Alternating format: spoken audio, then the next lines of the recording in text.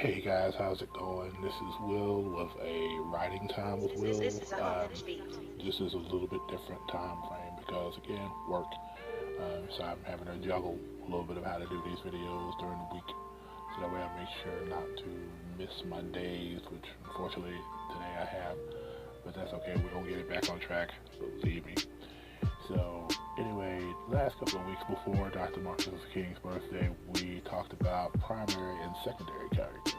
But today I want to talk about heroes. And I know what you're thinking, heroes? What are we going to talk about heroes for?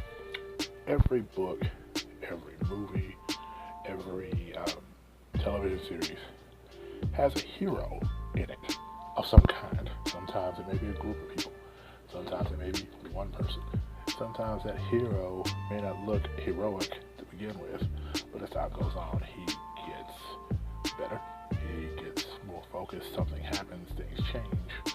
Um, and so, the hero, by definition, is a person in a story who is willing to be selfless and to do something for the sake of someone else during the course of the story.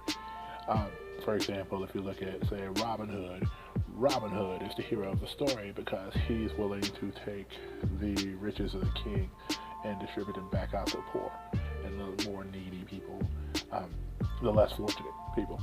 When you look at, for example, another example in the land of movies, for example, you look at, say, Captain America. When you look at the first Captain America movie, you had Steve Rogers, who at the beginning of the story, he was not physically intimidating. He was not imposing. He was not the most, the one you think a hero would be if you looked at him. But over time, because he not only had the heart of a hero, but more importantly, he had the drive of one. Even before he got the the secret serum, super soldier serum. There we go. He was willing to jump on top of a grenade for the sake of the troops. And so it's interesting to note how, as you look at his progression, how he grew and came, and then when he got his abilities, his outer really kind of reflected his inward. And so he physically looked like the type of person who would give his life for you, but yet he already had the stuff in him to do it. He was already selfless. He was already a person who was willing to do above and beyond the call for the sake of other people. And so that's where you see the heroic in him. If you look at, say, a television show, you can look at no further than, and I'm going to pull a weird one out of my hat here. I'm going to go with The Cosby Show. Just because that's something I grew up on.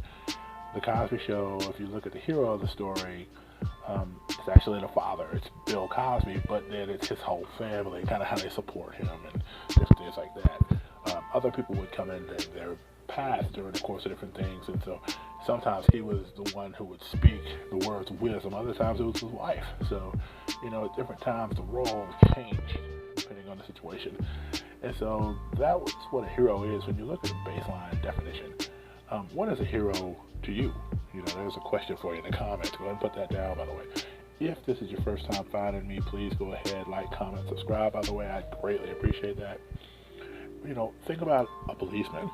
Think about a person who trains for years, who's willing to get up every day and not know for sure if he's going to make it home to his family. Think of a soldier in the military. And, regardless of how you feel about war and everything like that, look at what a soldier is willing to do, to go through their training that they go through, to be willing to take their time to learn the different things they have to learn, depending on where they are, depending on where they're stationed, in order to culturally survive, in order to physically survive, and emotionally survive. Because they want to protect the freedoms of those who can't protect their freedoms themselves. And so you think about that, that's heroic to me. Those are the type of people that get my heart here as far as heroes go. I'm going to use an example from a book I've written, because I always talk about writing children's books, but I haven't really put much out there yet on YouTube.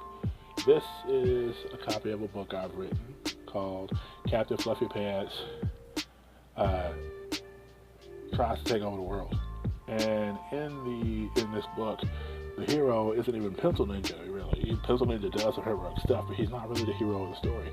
The hero of the story are actually the other kids around him, because they began to treat Captain Fluffy Pants, who's the little alien here, they begin to treat him nice, and they offer him ice cream, which is something that he, is coming to Earth for. And he basically comes to Earth to take over Earth because of ice cream, even though he doesn't fully understand how that works. But anyway, so the kids in the story are the real heroes because they're the ones that are willing to say, you know what, we know what you're here to do, but here, we can just give you ice cream. You don't have to take over the world for that. But anyway, sometimes heroism comes out of the weirdest places. And so that's really kind of the thought I want to leave you with today. What kind of heroes do you look for when you think about writing heroes? What types of characteristics do you give them? Some books and some stories will have a hero who starts off maybe as a bad guy. He doesn't even start off as a good guy.